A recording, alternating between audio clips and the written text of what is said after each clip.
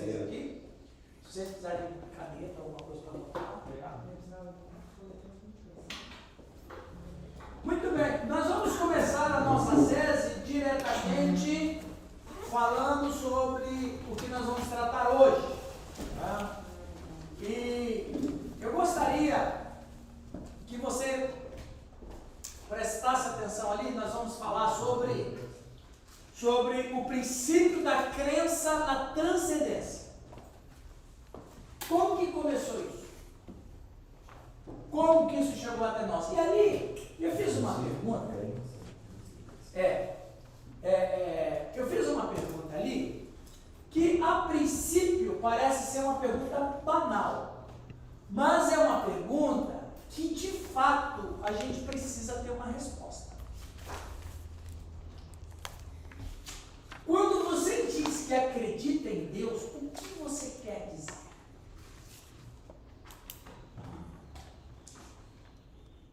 Se um ateu chega para você e fala, você acredita em Deus? Aí você vai dizer, sim, eu acredito em Deus. Mas ele não vai perguntar o que você quer dizer. Ele vai perguntar, me dê provas de que Deus existe, ou me dê provas da sua fé. Mas essa pergunta, quando você diz que acredita em Deus, o que você quer dizer? E não é um falar teológico. Porque um falar teológico, o diabo também é. Ele não falou isso para Jesus? Aliás, ele não pregou um sermão para Jesus? Pregou inclusive no Salmo 91. Ele pregou no Salmo 91. Então, não é o que você quer dizer, não é um dizer teológico. É um dizer pessoal. É um dizer relacional. Se a gente fizesse essa pergunta para alguns vultos da Bíblia, vamos dizer que o Fernando encontrou sem querer com o Jonas, e você, Fernando, perguntasse para o Jonas, Jonas, você acredita em Deus? E Jonas iria dizer, claro que eu acredito, eu sou profeta. E você perguntasse assim, Fernando, o que você quer dizer com isso? O que será que Jonas responderia?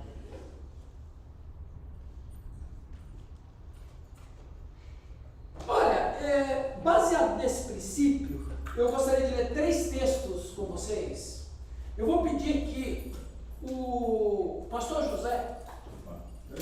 Ô, Cirineu! Aleluia! Não, o Paz de Deus é outra igreja.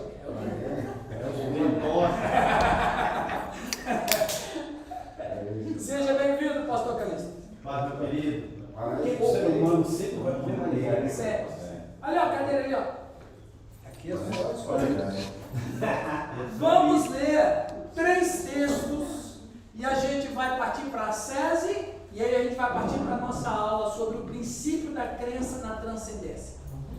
Vamos ler, eu vou pedir que alguém leia Êxodo 3:11. Quem gostaria de ler Êxodo 3:11? Posso ler. Pastor José vai ler Êxodo 3:11, Êxodo 3:15, melhor dizendo, Êxodo 3:15, Atos 3:11. Quem gostaria de ler Atos 3:11? Pastor Giovanni. E Mateus 22:32. O Sidney, tá bom. Então vamos ler primeiro Êxodo 3:11. 3:15, melhor dizendo. Disse Deus ainda mais a Moisés: assim dirás aos filhos de Israel: o Senhor, o Deus de vossos pais, o Deus de Abraão, o Deus de Isaque, o Deus de Jacó, me enviou a vós outros. Este é o meu nome eternamente, e assim serei lembrado de geração em geração. Muito bem. Atos 3:11. E apegando-se o coxo que fora curado, a Pedro e João, todo o povo correu atônito para junto deles, ao alpendre chamado de Salomão. E o 13, Giovanni, é o 13 do que? O Deus de Abraão, de Isaque e de Jacó, o Deus de nossos pais, glorificou seu Filho Jesus, a quem vós entregastes e perante a face de Pilatos negastes, tendo ele determinado que fosse solto. Mas vós negastes o santo e o justo, e pedistes que se vos desse um homem homicida, e matastes o príncipe da vida, ao qual Deus ressuscitou dentre os mortos, do que nós somos testemunhas. Muito bem. Mateus 22. 31. Sim, 32. 32. 32. Eu sou o Deus de Abraão, o Deus de Isaque e o Deus de Jacó. Ora, Deus não é Deus dos mortos, mas dos vivos. E as turbas, ouvindo isso, ficaram maravilhadas da sua doutrina. Veja, eu tirei esses 3 textos, selecionei para a gente mencionar que os 3 falam de uma relação muito interessante entre Abraão, Isaque e Jacó. Ali em Êxodo 3,15, Deus vai falar para Moisés: eu sou o Deus de Abraão, Isaque e Jacó. Atos, Pedro prega para os judeus e diz: o Deus de Abraão, Isaque e Jacó. E Jesus, a segunda pessoa da Trindade, Delma, vai dizer: o Deus de Abraão, Isaque e Jacó. Se a gente perguntasse, quando você diz que acredita em Deus, o que você quer dizer? O que você acha que Abraão diria?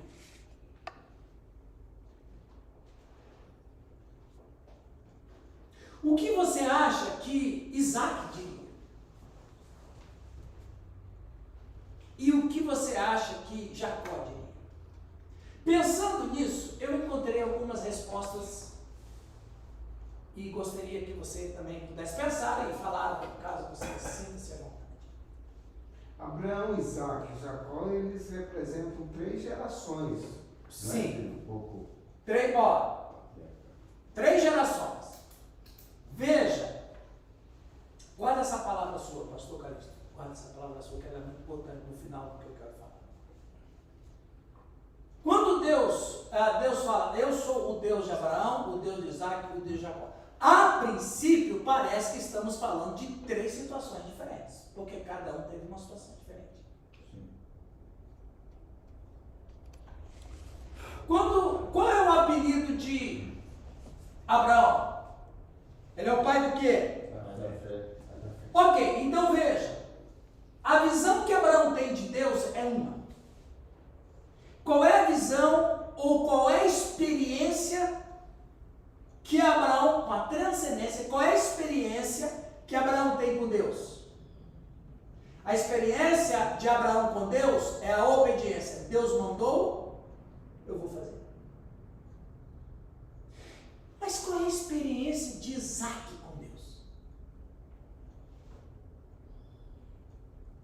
Abraão vai dizer: eu vou fazer porque Deus vai levantar ele dos mortos. Quem vai dizer isso é o Hebreus. Ou seja, ele tinha fé. Fé no quê? Que Deus ressuscitaria o filho dos mortos. Mas qual é a visão que o filho tem de Deus? Aí eu vou dizer: se Abraão é o pai da fé, eu vou dizer Isaque é o pai da obediência. Cadê a lenha? Cadê o... É você, meu filho. A lenha é você.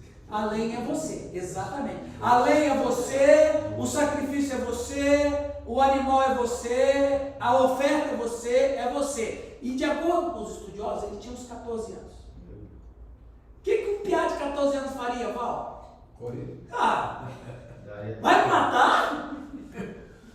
Você eu dava no pé. Eu dava, você com certeza. O neguinho saía que saía. Mas o que Isaque faz? Ele obedece.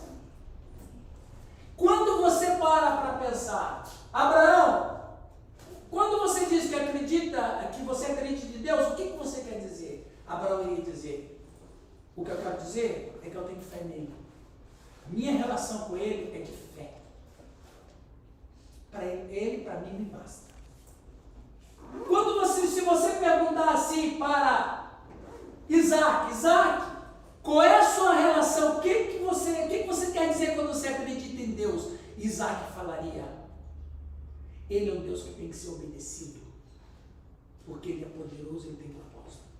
Ele não tinha experiência com Deus, mas o pai tinha e ele foi obediente ao pai. Ele via o pai vivendo com Deus. Então ele pensa, vale a pena obedecer ao Deus do meu pai. E Jacó? Se Abraão é o pai da fé, e a Bíblia fala que ele é o pai da fé, eu estou dizendo que Isaac é o pai da obediência. Jacó? Eu entendo que Jacó é o pai do arrependimento. Porque naquele dia, quando ele luta com Deus, ele converte de seus maus caminhos, Deus chama ele de Israel. E aí eu pergunto, Jacó, quando você diz que acredita em Deus, o que você quer dizer? Ele iria dizer, a gente tem que viver em constante arrependimento e conversão com Ele. Percebe? Que cada um deles tinha uma experiência diferente com Deus. E quando você para pensar nessa loucura que eles estão falando aqui, você vai pegar o que o Calixto falou. É o Deus de Abraão, porque Abraão tem uma experiência diferente. É o Deus de Isaac, porque Isaac tem uma experiência diferente. E é o Deus de Jacó, que também tem uma diferença experiente. Mas quando você vê lá no final, as três experiências diferentes que eles têm com Deus transforma numa relação coletiva. Porque nasce o povo de Israel e futuramente nasce a igreja. A igreja vive do quê? Fé, obediência. Prestaram atenção? Aleluia, dá um sermão. Fé, obediência. Pode fazer sermão, mas não precisa dar o crédito não. Fala que você teve uma inspiração. Percebe? Já tem meu sermão aqui para pregar domingo. Eu sei, você só vem aqui para fazer sermão. Fé, obediência. Só faltou o Fernando, né? O Fernando Sermão presbiteriano. Tá vendo? 3 divisões. É aquele Fernando ali? Ah não, o Fernando o apóstolo de Deus. Né? Mas aí, vamos mais para frente. Deus, de fato, a nossa relação com Ele requer essas três coisas. Aí você, como nós estamos no período da filosofia grega, a filosofia oriental tem uma matriz, a nossa é a filosofia grega. Então você pode inverter.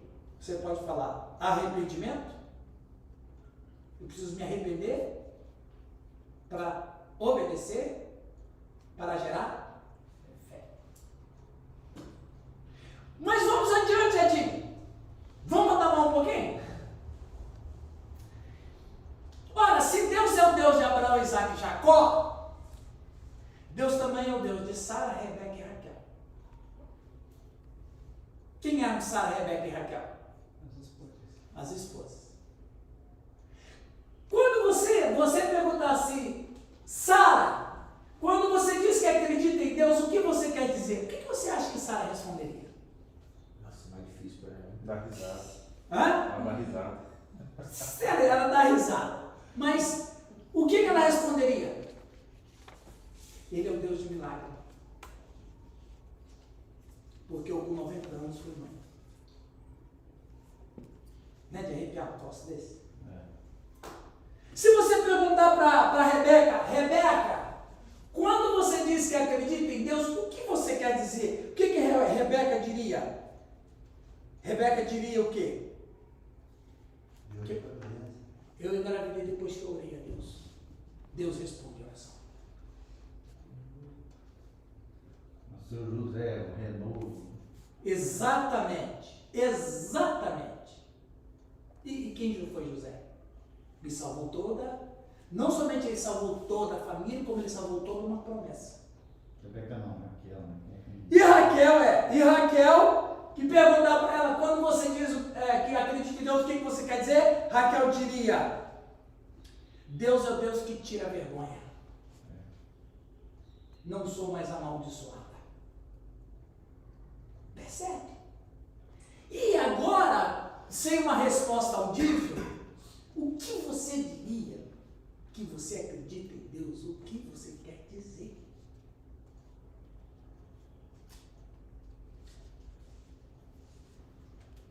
Eu acho que nós deveríamos levar isso para as nossas igrejas.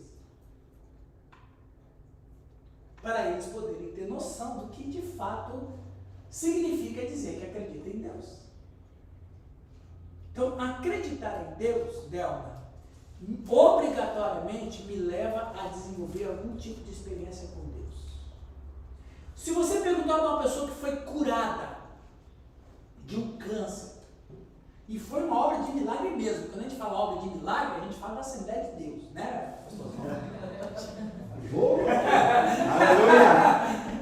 Esse aqui é o melhor assembleano que eu conheço. Isso aí é o melhor assembleano.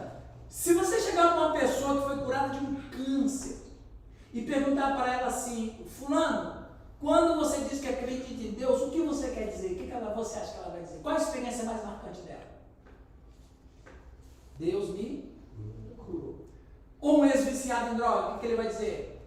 Deus me libertou das drogas. Percebe que cada ser humano tem uma relação com Deus particular. E é essa relação com Deus que vai mudar a vida dele. Porque a crença, né, ela não é abstrata, né? Não. Ela é a partir de uma evidência, né? Exatamente. Onde, por exemplo, eu creio em Deus, né?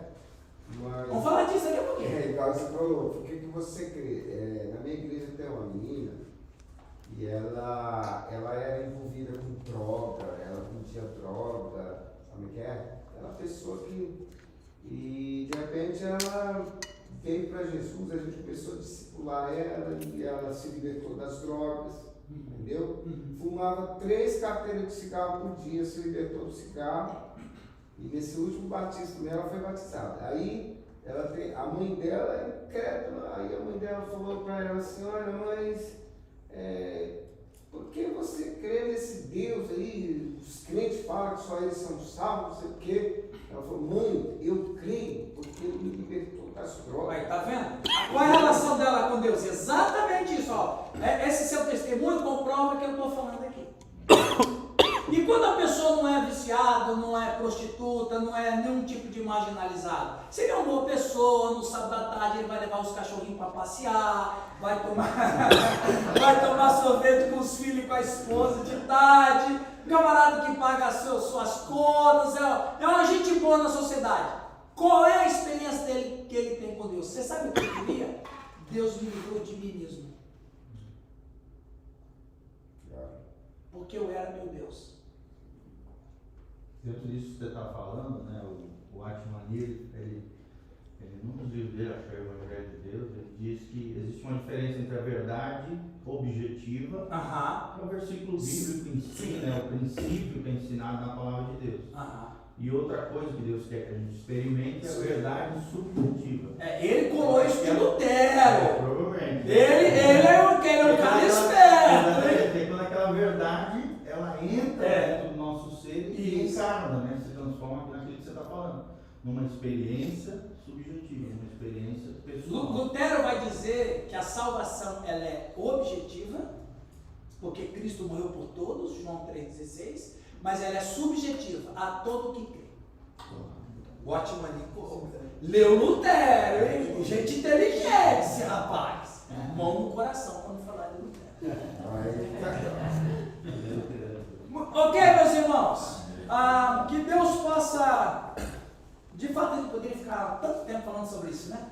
Nós temos que andar no nosso curso, mas de fato nós louvamos a Deus, porque Deus é maravilhoso, né? E Ele se revela para nós de uma maneira intensa, linda, e se a gente for dizer aqui, o que você, dentro dessa perspectiva que nós estamos fazendo essa SESI, perguntar assim, quando você diz que acredita em Deus, o que você quer dizer? Eu tenho certeza que cada um vai dizer uma coisa diferente. Porque Deus nos tira das trevas e tira as trevas da gente. E cada um de nós tem uma treva diferente. Vamos dizer, tem uma treva objetiva, que é o pecado, e tem uma treva subjetiva, que é aquela que você está presa. Exatamente. Ou que faz tropeçar. Ou que te faz tropeçar, ou que sempre te aprisionou. No caso do que o pastor Calixto fala, da menina em droga. Não fala de uma pessoa enferma, a doença. Ou a pessoa que, ou no materialismo, ou em si mesmo, ou na religião, ou em qualquer outra coisa. perca do PT. Isso é uma Amém. obra de milagre. Vamos Só orar. Jesus. Essa foi boa. Oswaldo sempre serve. Oswaldo sempre dá. Esse aqui joga bola de calça social. Isso aí joga mesmo. E quando ele acerta um adversário, ele diz: levanta que é demônio. Oremos a Deus. Pai, nós te agradecemos nesta Em manhã nome de Jesus. por esta palavra que a gente Sim, pôde Pai. experimentar nesta manhã. Sim, Pai. Que o Senhor Deus venha falar com cada um de nós, pastores ou não, mas cristãos que somos todos. Sim, Pai. Que o Senhor Deus se revela para nós e venha mexer no coração da gente. Sim, Pai. Que a gente Pai. possa ter uma relação individual, pessoal, para levar isso para a igreja. Amém. Por favor, nos abençoe essa nossa aula, vem ser conosco, ministra o teu Espírito Santo, divino professor, em nome de Jesus. Amém. Muito bem, gente, feito isso, a palavra de Deus é profunda, não é? A palavra de Deus, quanto mais a gente estuda, mais a gente fica embasbacado, catatônico, né? Gostou dessa? Essa foi bem. A gente fica catatônico na profundidade. Inclusive, quando eu vim trazer essa reflexão, eu também vim não somente para falar com a gente, mas para vocês, pastores, prenda isso nas suas igrejas, transforma as suas igrejas. Deixa o Espírito Santo ministrar o coração deles. Né? Ok? Então, o princípio da crença na transcendência, nesse primeiro momento da nossa aula, o que eu quero trazer para vocês? Eu quero trazer exatamente isso. O que eu fiz? Eu fiz um estudo sobre o Instituto de Psicologia dos Estados Unidos e acresci com alguns textos bíblicos para que você perceba que a própria neurociência, os neurocientistas, mesmo que não sejam cristãos e nem crentes em Deus, mas eles falam de uma maneira como se eles estivessem falando da Bíblia, sem que eles o saibam, entendeu, Nil? Entendi. O que eu vou falar aqui para vocês, uma parte aqui vai ser uma parte científica, mas eu misturei com a Bíblia para você perceber como que a própria ciência e os cientistas não conseguem fugir, não conseguem sair dessa temática. Não consegue sair dessa temática. Deus, eu vou até melhorar aqui, Deus e a criação. Eu preguei sobre isso lá no Giovanni, né, esses dias, né? A criação, a criatura e o Criador. Então, Se quiser, pode lá, galera. Claro que Poxa, vou botar lá. vamos aqui. Brett Messier, doutor em psicologia da Universidade de Califórnia, nos Estados Unidos. A crença religiosa de algum tipo é uma característica quase universal da humanidade. Presta atenção no que ele está dizendo, hein? Ele não é cristão.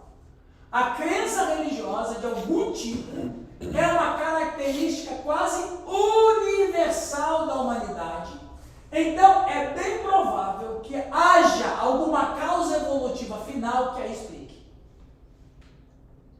Então, o que ele afirma nessa sentença dele? Ele afirma o seguinte, que esse crer em Deus, ou crer em deuses, vamos falar assim, de uma forma lata, de uma forma abrangente.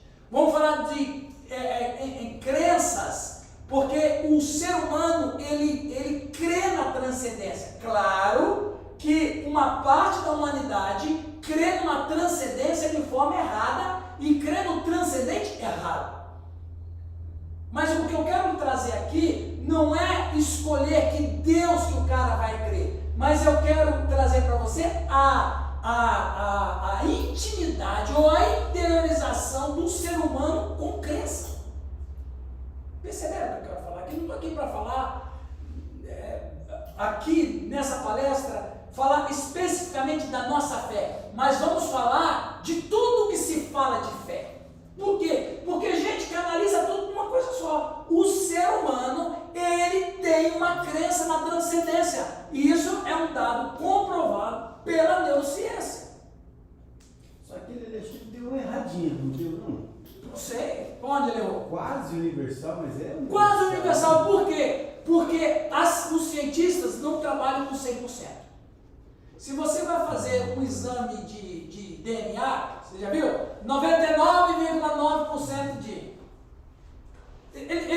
Por quê? Porque a ciência, os cientistas, eles não trabalham com 100%. É muito temeroso dizer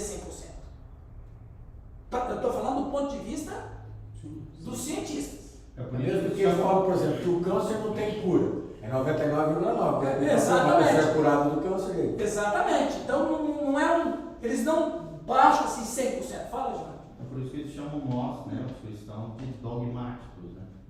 Porque eles não conseguem entender as verdades como algo absoluto. Absoluto. Eles não creem em completo, absolutos, né? 100%. Só que na teoria isso é um fato, mas na prática não. Por quê? Porque quando você vai colocar as teorias na mesa do debate, eles não aceitam o criacionismo. Eles assumem o Big Bang ou o aparecimento do universo, do cosmos e da vida humana de maneira espontânea, randômica. Então, quando o cara não aceita, quando o cientista não aceita outra teoria, já virou dogmático. Sim.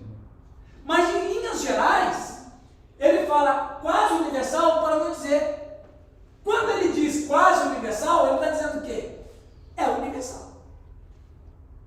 Então, essa necessidade de crer é universal. Isso a antropologia vai dizer também através dos indígenas, dos nativos, camarada no meio do mato ou no meio do gelo, como os lapões.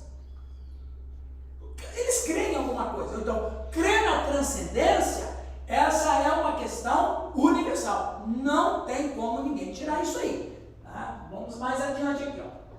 Então, isso aqui são teses deles, não é minha, ok? Mas eu coloquei do jeito que eles fizeram todas as experiências, para a gente ver o que está na cabeça deles. Então, o que os neurocientistas disseram? O cérebro humano evoluiu para acreditar em deuses. De alguma maneira, eles vão dizer, de alguma maneira, o ser humano que apareceu há 100 mil anos atrás, alguma coisa aconteceu na vida deles que eles passaram a crer em deuses.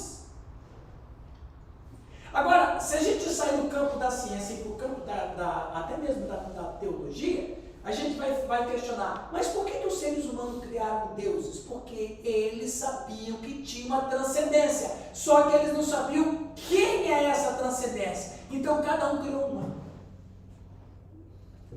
Foi se criando. Cada cultura foi se criando uma, mas sempre todos eles buscando o quê? Uma divindade.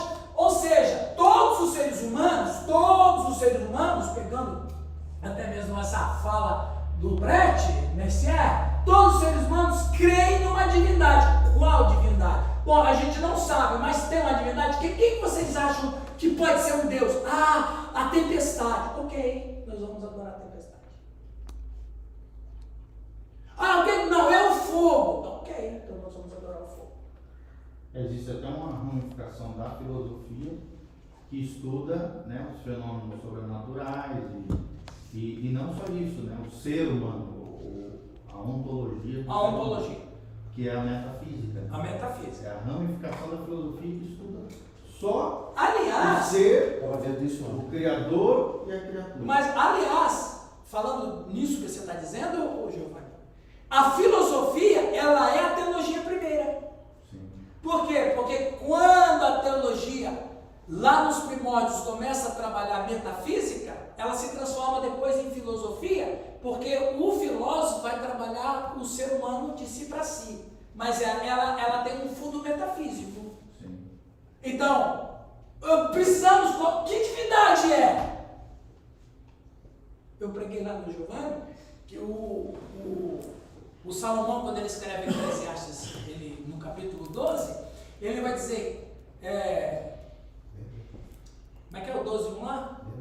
Lembra-te do teu Criador. Por que ele não escreveu lembra-te do teu Deus? Qual Deus que ele está falando? Você chega numa cultura politeísta ou enoteísta e você vai perguntar, ele chega e fala, mas qual Deus que ele está falando? Então aí ele fala, Criador. Aí o camarada que é de qualquer cultura religiosa vai dizer, ó, o Deus que me criou, eu estou em desespero. Aí Deus vai falar, sou eu mesmo, porque não tem outro, né? É interessante, né? Até um maçom acredita no grande arquiteto. Grande arquiteto do universo. O Gadu. Gadu fala. No caso aqui, seria aquela que nós estudamos aqui, que quando o homem perdeu lá o paraíso, Deus colocou a bondade nele. Isso. A bondade nele, né? Aham. Então todo homem, ele tenta procurar Isso. alguma coisa. Alguma coisa. Exatamente, você falou bem. O homem não partiu totalmente despido de Deus. Deus deixou alguma coisa de Deus nele. O que Deus deixou nele? A imagem, o amor ficou lá, a bondade ficou lá. Você está cheio de pecado, mas tem uma coisinha aí dentro que vai te ajudar a entender algumas coisas. Aí é o que você está dizendo, não. O cérebro humano evoluiu para acreditar em deuses. Aí, quando eu peguei essa fala deles, eu fui para a Bíblia. Aí eu fui estudar. E me veio então na mente esse texto de Romanos. Milton, lê para nós, por favor. Porquanto o que Deus se pode conhecer é manifesto entre eles, porque Deus lhe manifestou. Porque os atributos invisíveis de Deus, assim o seu eterno poder, como também a sua própria divindade, claramente se reconhecem, desde o princípio do mundo, sendo percebidos por meio das coisas que foram criadas. Tais homens são, por isso, indesculpáveis, porquanto, tendo conhecimento de Deus, não o glorificaram como Deus, nem lhe deram graças. Antes se tornaram nulos em seus próprios raciocínios, obscurecendo-lhes o coração insensato. Obrigado, Lito. Preste atenção, vamos esmiuçar esse texto bíblico, pegando essa fala aqui deles, que o cérebro humano, guarda essa palavra, o cérebro humano evoluiu para acreditar em deuses. Ali, vamos trabalhar nos negritos. Porquanto o que de Deus se pode conhecer. Do grego, gnosko, é uma experiência. Veja, é uma experiência lúcida. Oséias 6:3. Oséias 6:3. Conheçamos e prossigamos. Exatamente. Conhecer. Então veja, conhecer é uma possibilidade da razão. A razão que está aqui dentro dessa caixinha, Fernando. Ou seja, o conhecer é quando eu uso os meus 5 sentidos. Visão, olfato, paladar, tato e audição. Então, eu só posso conhecer. Eu só posso conhecer alguma coisa se eu vejo, toco, cheiro. O cinto. Eu sinto. Na ponta do dedo, na ponta do nariz, na boca. Ok? Então, o que de Deus se pode conhecer é manifesto. O que é uma coisa manifestada? Percebida, você está vendo, está ali. Você ouviu, você viu. Então, conhecer, gnosko, é uma experiência lúcida. Então, eu conheço Deus. Como que eu conheço Deus? Aí vamos lá. O cérebro humano evoluiu para acreditar em Deus. Então, eu só posso conhecer usando as ondas cerebrais. Ou seja, só pode crer em Deus quem tem cérebro. Por isso que o camarão não crê em Deus. Então, vamos lá. Os corintianos também não. Não, é outra raça incrível. No auge de algum tipo, de algum resquício de inteligência, atingindo o topo, ele vai dizer, é nós. Vai, Corinthians. Aí já está em muito avanço. É o corintiano que fez faculdade. É que, na verdade, todo mundo lá corintiano, até muitos dias, né? Então veja, porquanto o que de Deus se pode conhecer é manifesto entre eles, porque Deus lhes manifestou. Ou seja, Deus, aí pegando a fala do Oswaldo, Deus criou e se manifesta a sua criação. Se revela. Ele se revela como? De muitas maneiras. De muitas formas. A teologia natural, né? A teologia natural, ela é boa, mas não satisfaz, Eliane. Porque o que diz a teologia natural? A teologia, lembra lá, Fernando, o que diz a teologia natural? A teologia natural,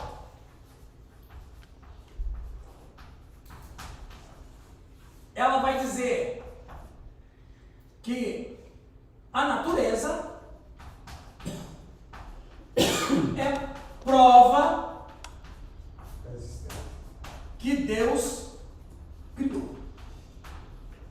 Eu olho todo esse mundo maravilhoso, o mar, o céu, o universo, as estrelas, a água, eu vejo tudo isso e eu só posso chegar a uma conclusão racional: Deus criou. Mas por que a teologia natural não satisfaz? Porque a teologia natural só diz que Deus que criou é inteligente, o Deus que criou, ele tem noções de cores, o Deus que criou tem noções de espaço, o Deus que criou tem noção de matemática, de matemática, Ética, harmonia. ética, harmonia, estética, mas a teologia natural não vai dizer o que ele quer comigo. Por que ele criou? Ele criou para dizer, olha como eu sou poderoso? Foi isso? É isso que a teologia natural vai dizer, que é boa, é muito boa a teologia natural, mas ela não satisfaz. Por quê? Porque ela não diz por que Deus criou. Aí Paulo vai dizer que Deus se manifestou, teologia natural, olha aí, ó. Então ninguém pode dizer que não, Deus, não. Porque os atributos invisíveis de Deus, Quais são eles? oi? Os atributos invisíveis de Deus. Ok, vamos chegar lá. Paulo vai responder. Calma. Porque os atributos invisíveis de Deus, assim o seu eterno poder, como também a sua própria divindade, claramente se reconhecem desde o princípio do mundo, sendo percebido por meio das coisas que foram criadas. Quais são os atributos invisíveis de Deus? Ora, então existe uma coisa chamada leis da natureza, ou leis naturais. As leis da natureza ou as leis naturais, elas são onipotente. Quem segura um tsunami? Quem segura um tornado? Quem segura um vendaval? A Dilma. E vende. Ela não só segura como ensaca, né? As leis, ok. Outro princípio da lei da natureza, ela é onipresente.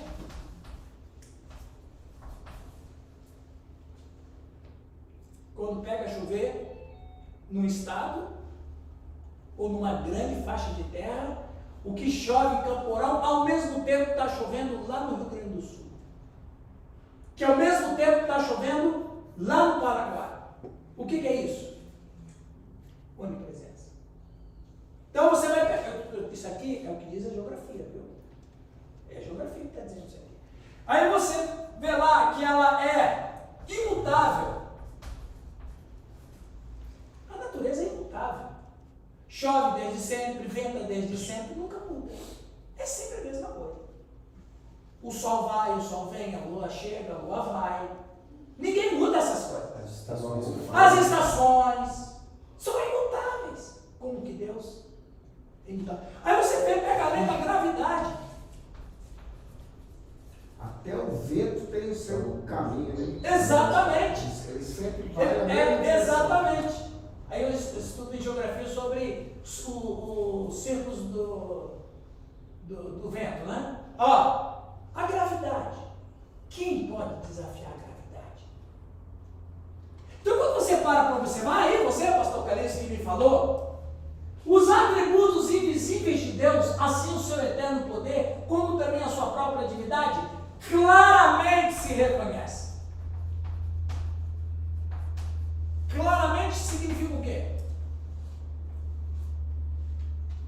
Os 5 sentidos. Eu vejo o poder de Deus. As leis, Deus criou a natureza e colocou na natureza leis que são seus atributos. Óbvio. Óbvio. É Deus dizendo, ó, foi isso aí que eu fiz, ó, isso aí, né? Claramente se reconhecem, ou seja, não tem nenhum tipo de dúvida. É claro, vamos voltar aqui a essa tese, o cérebro humano evoluiu para acreditar em Deus.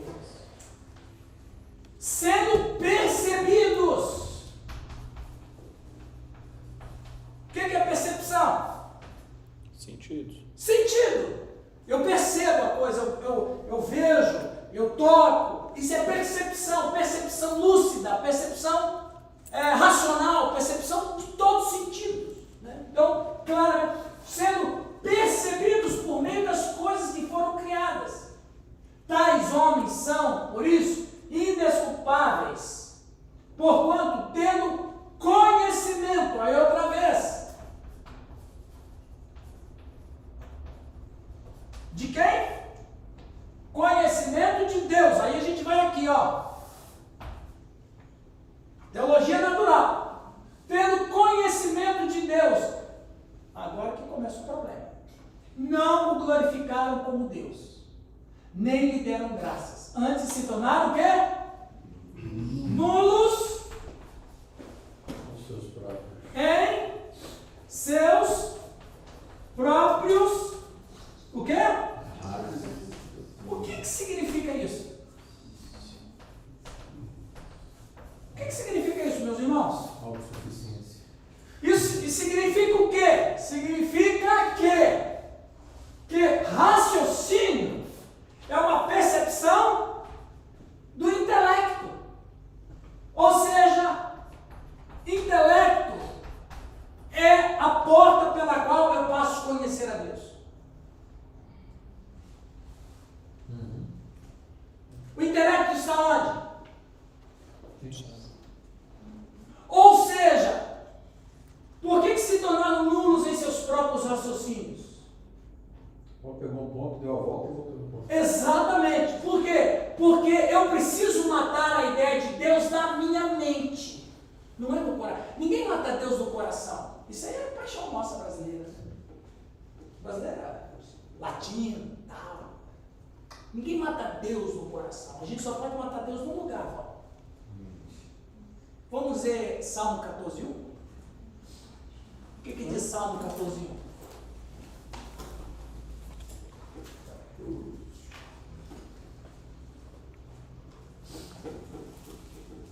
que diz? Diz o nécio no seu coração, não a Deus.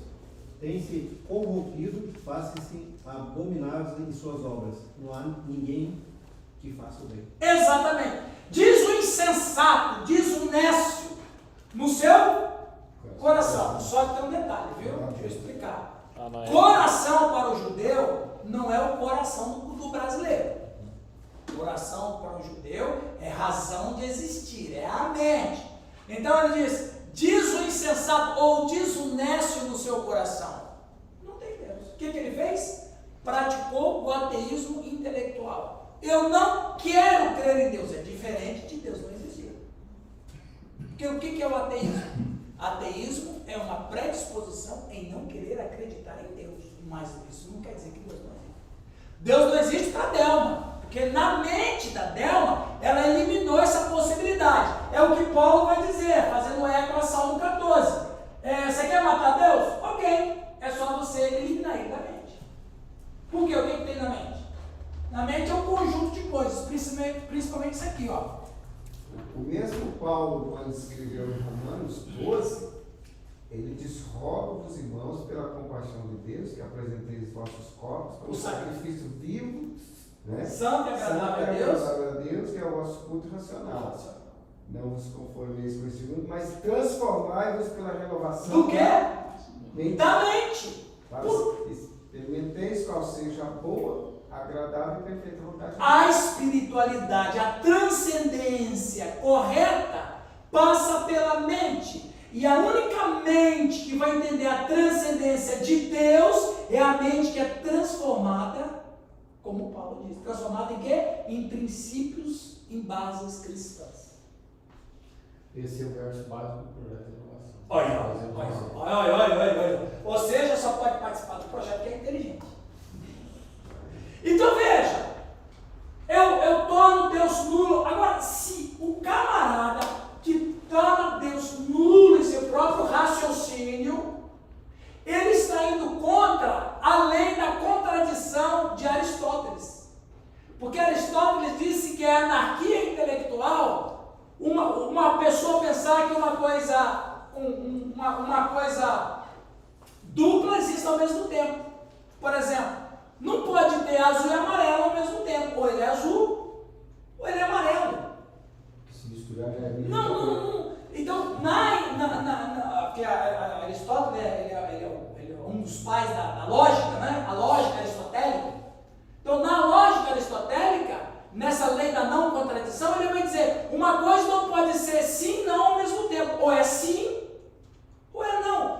Aí ele vai dizer, na lógica aristotélica, que é uma anarquia intelectual, alguém querer dizer que amarelo e azul é a mesma coisa. Ou amarelo é amarelo, o azul é azul. E quando você para observar isso aqui, você vai ver que, como é que você pode anular Deus no próprio raciocínio, quando que a própria ciência e os cientistas vão dizer que o cérebro humano evoluiu para acreditar em deuses. Ou seja, o cara que torna Deus nulo no seu raciocínio, ele está indo contra a sua própria humanidade, pelo amor de Deus. O ser humano não tem como fugir de crer na transcendência. Ele não pode porque fugir. o propósito que Deus colocou em nós é adorá-lo. Então ele vai adorar algo. Exatamente. O que nos resta é escolher a qual Deus a gente quer ser ateu.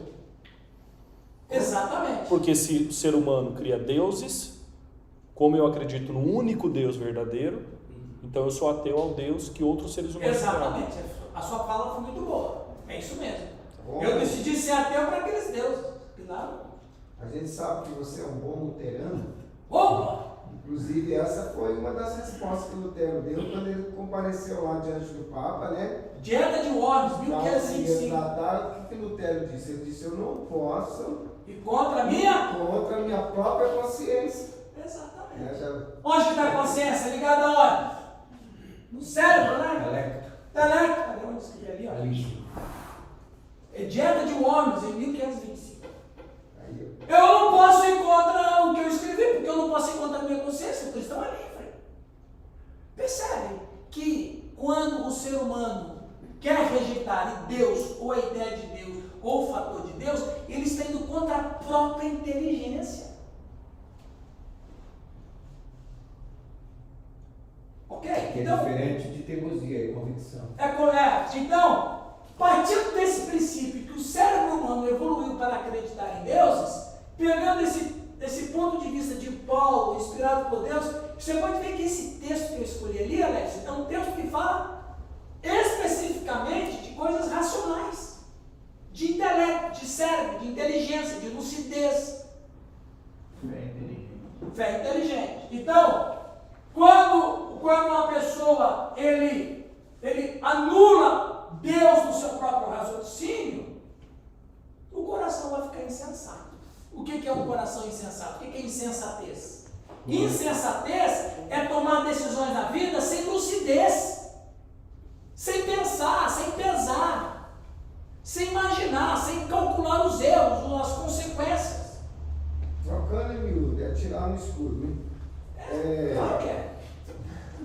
Sem reflexão. Eu tinha uma pergunta para fazer, até esqueci. O que o professor me fala sobre o ateísmo? Em tese, então, não existe, né? Não. O cara fala, eu não creio. Ateísmo, pastor Calixto, ateísmo é uma religião. Aliás, o ateu vive mais com Deus do que a gente. Porque ele tem que ficar negando Deus o tempo todo. Ele convive com Deus mais tempo que a gente. Porque todo dia ele acorda pensando em quê? Em negar Deus. Então, ele está mais com Deus ateísmo é uma decisão de não querer crer em Deus. E como o ateu, ele não pode dizer que Deus não existe, então ele parte para não querer crer em Deus. Isso que é o ateísmo. É uma religião. É uma religião. Inclusive a palavra ateu vem do grego ateos. Ateos é uma palavra que surgiu na época de Platão, porque os filósofos, eles diziam o seguinte, presta atenção, Paulo, presta atenção, cara, os filósofos diziam o seguinte: não existem deuses, só tem um Deus. Só tem um Deus. Que eles vão dizer que esse Deus criou todas as coisas, e eles vão chamar de logos filosófico. Quem foi que criou o logos? Foi uma palavra criadora, o logos filosófico. Não existe. Sócrates, ele, não aquele jogador de futebol, tá? O filósofo, ele dizia de maneira jocosa nos seus dias: é mais fácil encontrar um Deus na rua do que um homem. Então, quando os filósofos começaram a ensinar que não existiam aqueles deuses todos, mas que tinha um e que eles estavam procurando, os sacerdotes que viviam do turismo religioso e da fé dos caras, eles começaram a chamar os filósofos de ateós. Ou seja, não que na origem da palavra ateós, não é que eles não acreditavam em Deus, eles não acreditavam nos deuses. Esses aí não acreditam nos deuses, ou seja, esses são ateós. Que hoje, depois de milênios, a palavra ateu está designada para quem não acredita em Deus, mas a sua origem é aquele que não acredita em deuses, que é os filósofos, porque eles acreditavam em um só. Entendeu? Então, o ateísmo é uma disposição de não querer crer. Só para terminar o assunto, que eu não vou aguentar. Eles passaram 800 anos procurando o logos filosófico. Ninguém sabia quem era o logos filosófico. Ninguém sabia. Aí um sujeito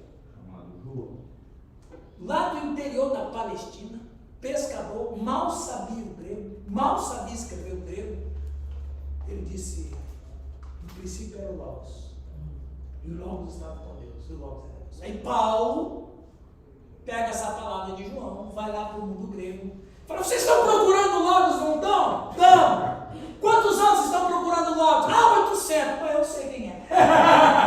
Quem que é? Jesus de Nazaré. Conversão em massa dos filósofos.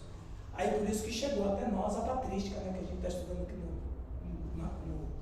no curso curricular sobre o logos, né? Ou seja, os filósofos cristãos, eles teologizaram a fé, e é o que a gente tem aqui hoje por causa deles. Os caras se converteram aos montes. Quando Paulo chega e diz: olha, eu encontrei o logos que vocês procuram, eu achei, eu tenho, você quer? Vamos fazer um negócio bem bolado? Eu apresento e experimento ele. E os caras se converteram mesmo.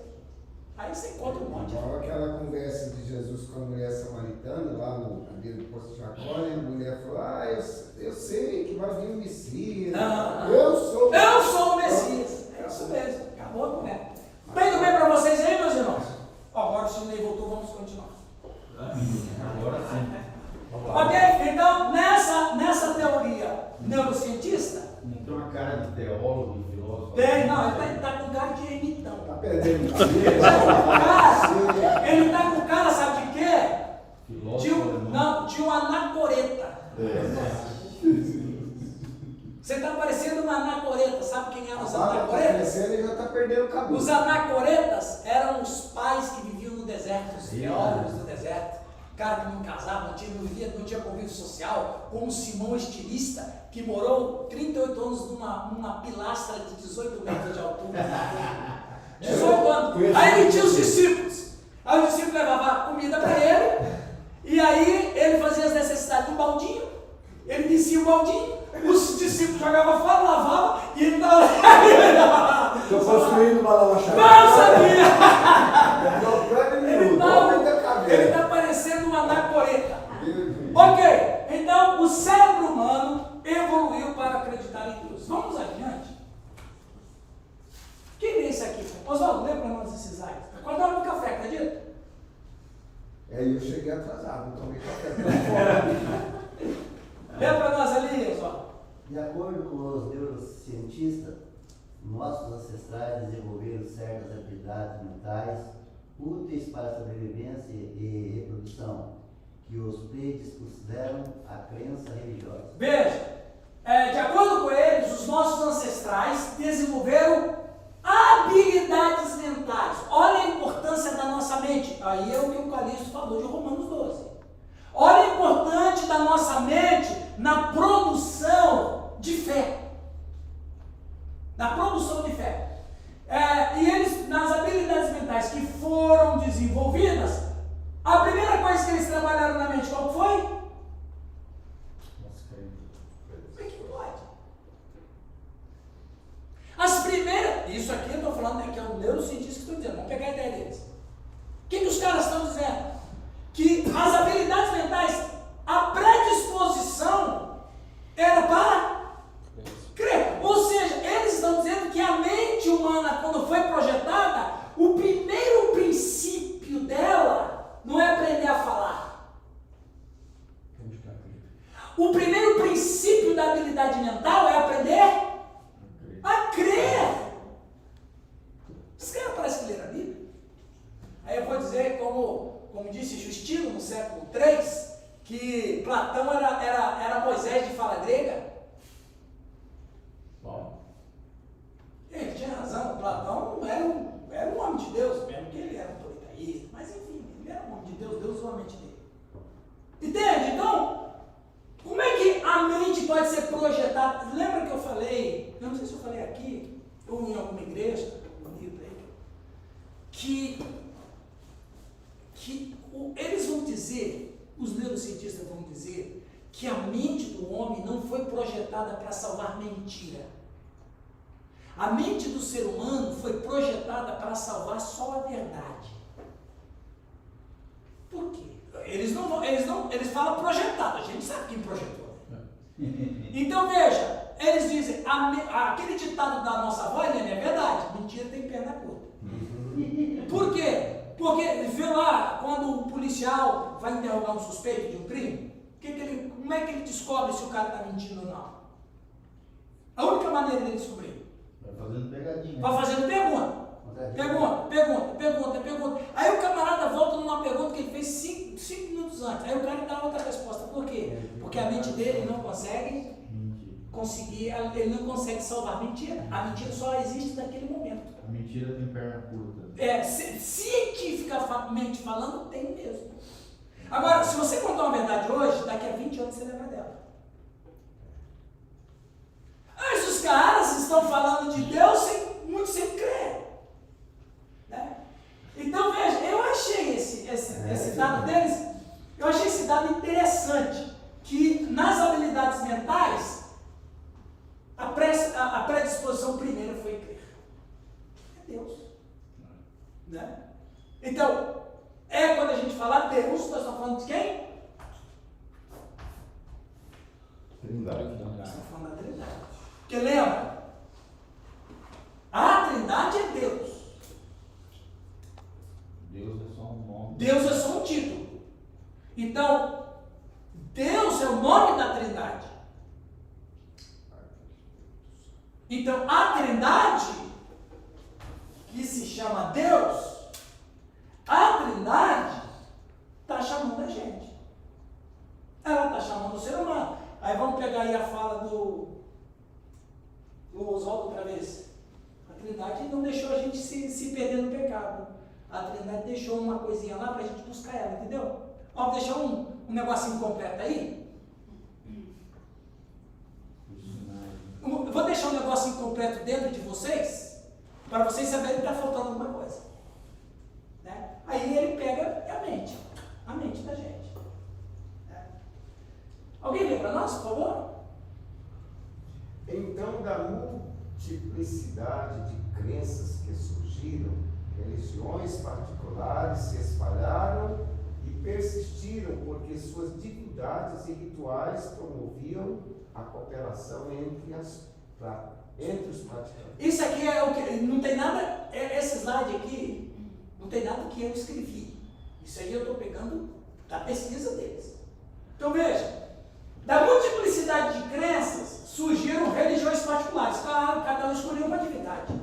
Qual divindade a gente vai ter? Não, nenhuma. Aí eu escolhi aqui, não, coloquei ali só para ilustrar o judaísmo ali, o egípcio, o Brahma, o indiano. Ok. Então, veja, nas religiões particulares que se espalharam, todas as religiões faziam o quê? Promoviam. O que isso mostra? O que isso nos chama? Coletividade. Coletividade. Quem respondeu? Caio, exatamente. É o que nós falamos na última aula. Ou seja a mente humana que tem uma predisposição para crer. Mas como ela não sabe em quem crer, mas ela vai crer em alguma coisa, ela cria uma religião. E essa religião que eles criam promove coletividade. Ou seja, é Deus na sua infinita graça, a Trindade levando o homem à necessidade coletiva. Porque Deus é uma família, Deus é uma coletividade. Criou o homem à sua imagem e semelhança, criou uma outra coletividade. Quando o homem ele é expulso do jardim, ele perdeu o quê? O senso coletivo.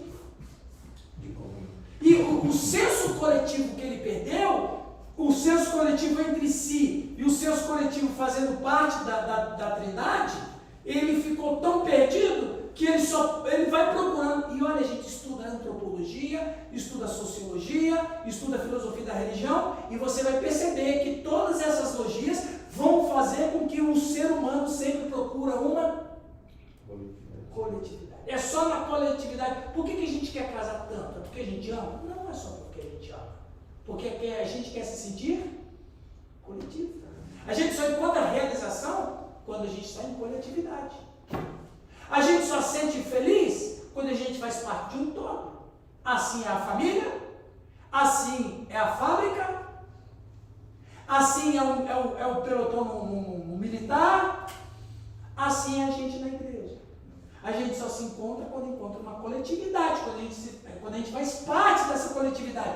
E é isso que os neurocientistas estão dizendo, que todas as religiões, mesmo diferentes entre si, promoviam coletividade, senso de coletividade. Quem ia falar? Não, eu ia falar que a religião é a própria coletividade. É a própria coletividade. Porque se a nossa necessidade primeira, ou talvez a nossa predisposição, é crer, eu só creio quando eu também estou com outro junto de mim naquilo. Exato. E é o mesmo princípio que o Cristo vai dizer, onde 2 ou 3.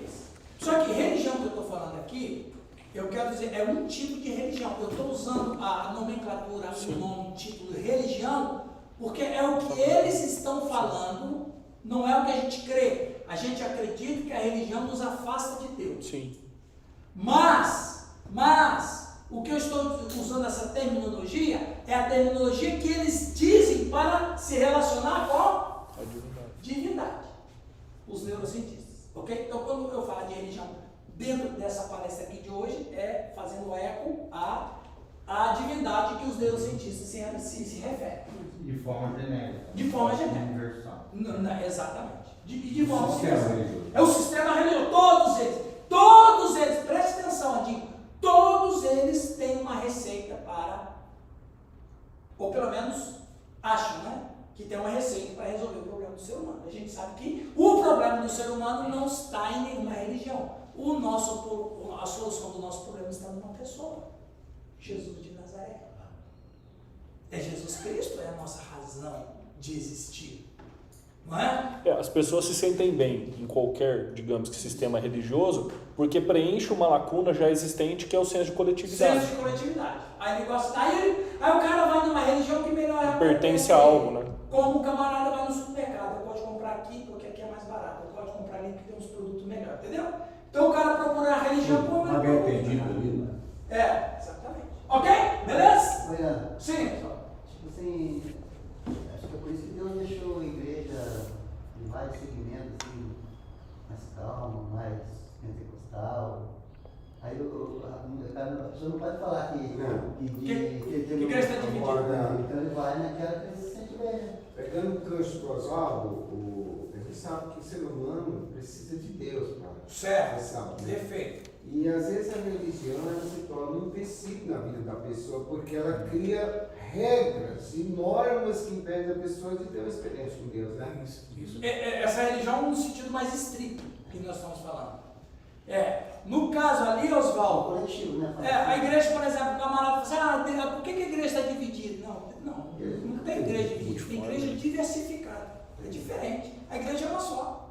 Aqui, nós temos aqui, eu sou luterano, preteriana renovada, Fernando Luterano Livre, renovada, assembleiano. Então, a gente vê aqui várias denominações que a gente usa nos nossos ninhos. Não tem nada a ver. Mas nós estamos unidos numa coisa só aqui, nós estamos falando uma coisa só. Mas quando você aprende a respeitar o outro, Exato. quando você não respeita. Não, aí quando o cara, viu, Oswaldo, quando o camarada é só religioso, a religião é vaidosa.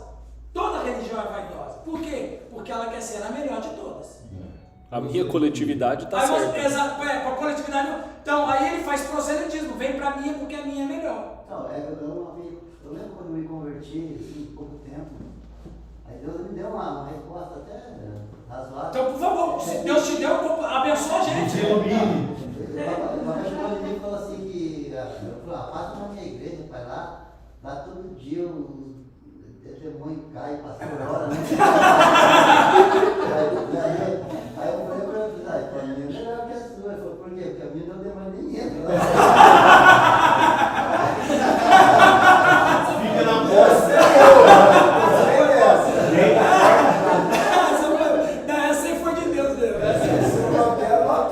Ô, gente, não provoque o Oswaldo, ele tem resposta na ponta da língua. Não provoque ele. Melhor dele, o demônio nem chega na porta. Não, nem chega. Na minha, o demônio passa 3 quilômetros. Essa foi boa. Vamos terminar essa primeira parte falando isso aqui, bases neurais, religião e cognição. Vamos trabalhar isso aqui de uma maneira muito interessante, né? Cognição, todo mundo aqui sabe o que é, né? Que a cognição, a capacidade da razão do cérebro, das capacidades mentais que nos ajuda a construir aquilo que somos. O que a gente conhece, o conhecimento, o credo, o jeito que a gente gosta, o que não gosta, as percepções, isso é cognição. O jeito como eu sou, o jeito como eu vivo, o jeito como eu aprendo coisas. O aprendizado vem da cognição, a fala, a escrita, a música, conhecer uma outra língua, conhecer uma outra arte, estudar, crescer, aprender. Tudo isso é a cognição que ele fornece para a gente. O crer, o escolher o certo, o errado, o bem e o mal, é a cognição. Então a cognição é esse dispositivo. É isso aí mesmo, né, professora? A cognição é esse dispositivo que nós temos, natural, que Deus nos deu, para a gente crescer. O ser humano é o ser mais ignorante quando nasce, para ser o ser mais inteligente quando cresce. Por causa da cognição, ok? Alguém lê para nós aí? A pesquisa em neurociência apoia a ideia de que o cérebro está preparado para acreditar, diz Jordan Grafman, PhD, diretor da seção de neurociência cognitiva do Instituto Nacional de Distúrbios Neurológicos e Derrames. Essa tendência, diz ele, está espalhada por todo o cérebro e provavelmente surgiu de circuitos neurais desenvolvidos para outros usos. Opa, o que o doutor Jordan Grafman está dizendo aqui? O que ele está dizendo aqui? Ele está dizendo que o cérebro está preparado para acreditar. Acreditar é um processo cognitivo. É o mesmo que está em Atos. O Filipe pergunta para o tesoureiro de Candace: entendes o que lês? O que ele diz? Como eu vou entender? Como eu vou entender Se não há quem me ensine. se não há quem me ensine? Qual é o papo deles ali? Qual era o papo deles ali? Falando sobre Papo cognição. O Agostinho de Hipona vai dizer no século IV, é necessário compreender para crer. Então, o doutor Jordan Grafman ele vai dizer que a predisposição para acreditar está espalhada por todo o cérebro. Por isso que Paulo vai dizer lá, o primeiro neurocientista da era cristã foi o apóstolo Paulo. Nós poderíamos chamar ele de doutor apóstolo Paulo. Porque ele vai dizer lá em Romanos 1, tornaram nulos os seus próprios raciocínios. Ou seja, Paulo está dizendo que os caras, mas o cara, meu, fotográfico, a gente já sabia disso faz 2000 anos. A gente já sabia disso, não? É que a gente não lê a Bíblia direito. É que a gente não lê a Bíblia direito. Mas o doutor Grafman já disse isso, Paulo disse, ele vai dizer que provavelmente surgiu de circuitos neurais desenvolvidos para outros usos. Ou seja, outras coisas que a cognição vai trabalhar, ele primeiro ele passa a acreditar. Depois que ele acredita, aí ele está pronto para aprender outras coisas. Olha que coisa interessante. Né? Vamos tomar um cafezinho, depois a gente volta? Beleza? Eu vou lá porque o Calixto está ficando já moreninho de Olha, fome. eu já tô